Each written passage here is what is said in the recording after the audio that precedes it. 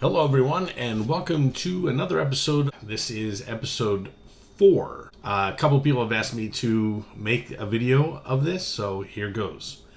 Today we'll be making Drunken Lox. Drunken Lox?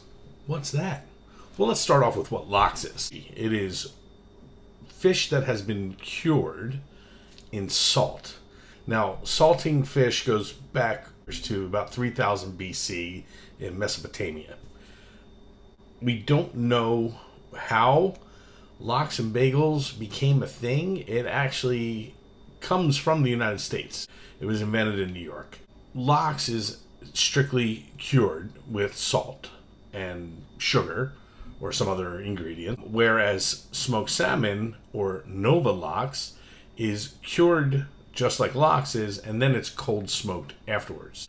If you've never had it, I highly recommend it. Put it on a little bagel, some cream cheese, some capers. If you like capers, not many people do, but you can have capers, a little onion, a little tomato, whatever you want to put on it, even cucumber. Some people ask, is it safe to eat? The answer is yes. Again, our ancestors have been doing this for years.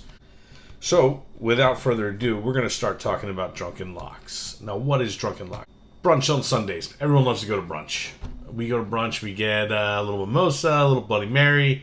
Well, you know what? What about for those of us who like a little bourbon? I love bourbon, and I thought, what better way to spice up my lox than with a little bourbon? So I did research online, and I came across this recipe.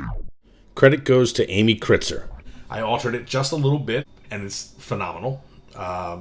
It does contain beets. Now, for all you non-beet liking people, it doesn't give a flavor of beet to the lox. It actually helps sweeten it up just a little bit, the bourbon and the beets, and it gives it an awesome, awesome color. You're going to love it. In fact, I'm going to do a toast with you right now. To this, we're going to have a little shot of the Bourbon. Here's to Drunken Lox.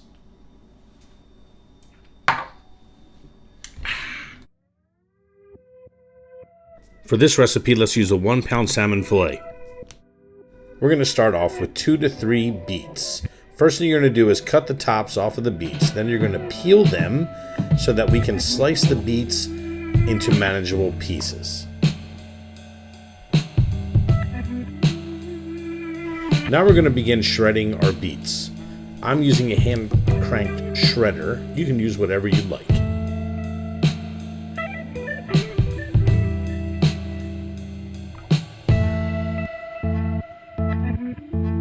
Oh boy, it's a time for the bourbon. We need a 1/4 cup of bourbon. Wait a minute. That doesn't seem like enough. Let's do a 1/3 cup.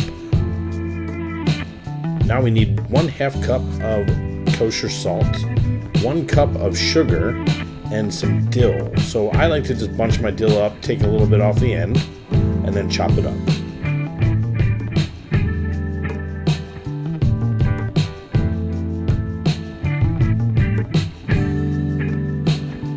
Now we need a fennel bulb. So we're going to cut the top off and then proceed to cut the bulb into slices.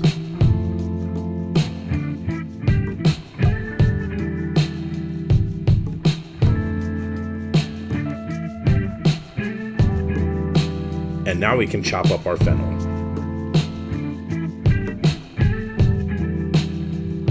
Next, we're going to take the zest of 1 lemon.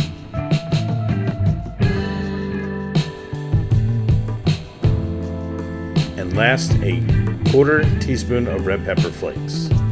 Now let's combine all ingredients.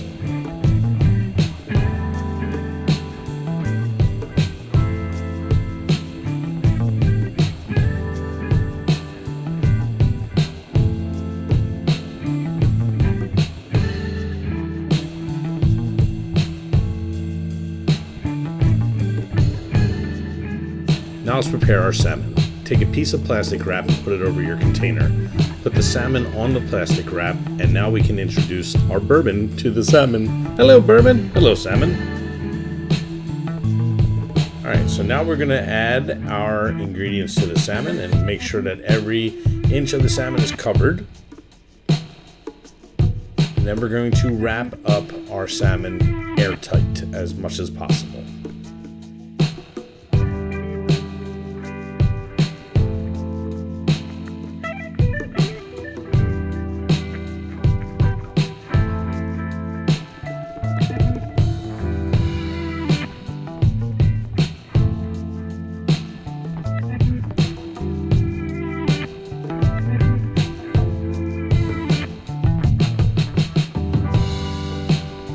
That's right, I used 3 sheets of wrap before I knew that this was wrapped completely airtight.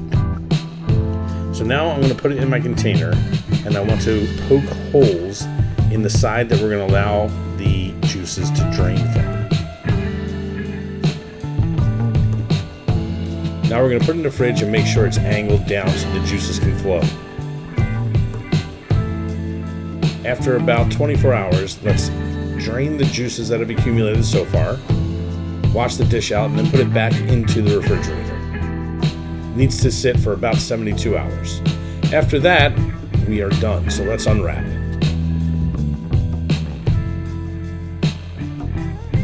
When you pull the salmon out, you're going to feel that it firmed up quite a bit. So unwrap your salmon, and now we're going to rinse it off once it's unwrapped.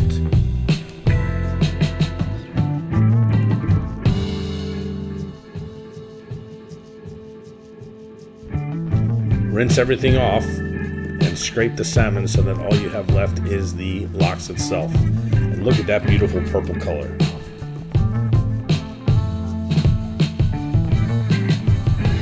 Now let's begin slicing at an angle and try to keep the slices thin.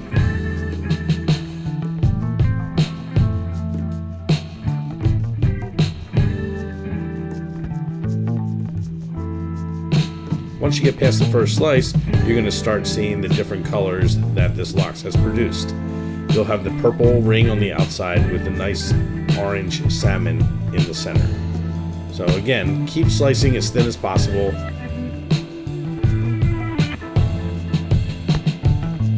Now let's begin to build our bagel. I'm going to put some cream cheese down first, and then we're going to put the lox on top of the cream cheese.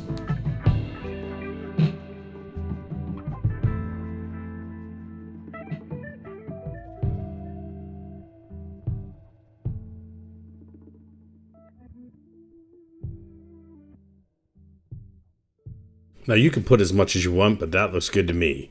Now I'm going to put on some capers, a little bit of sliced onion, and call it a day. There's my bagel.